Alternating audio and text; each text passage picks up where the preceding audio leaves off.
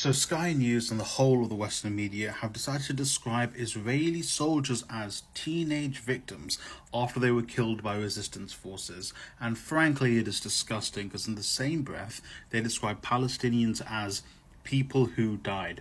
Not victims, not martyrs, not the murdered, people who died, whilst Israeli soldiers who were sent there with the express person to murder Palestinians and Lebanese people are the victims.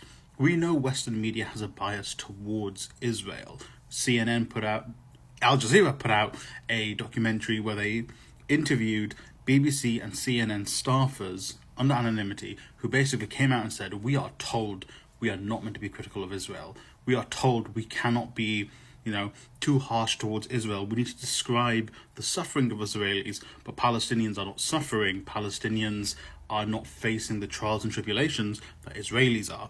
Israelis cannot be criticized, you cannot call it a genocide towards Israelis or about Israelis. And it is important that you know this because it shows you the battle you are fighting. You are not just fighting Israeli media, you're not just fighting against the propaganda from Israel, but you have to fight against the propaganda from your own country, from the West, not just the politicians, but the media as well. It is important you keep yourself educated. It's important you use news sources that clearly do not have a bias towards Israel.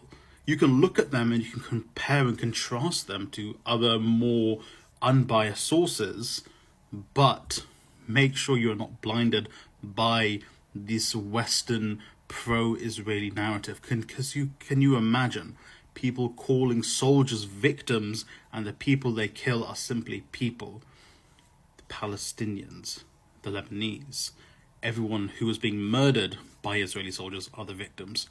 Those teenage victims, Israeli soldiers, got what they deserved.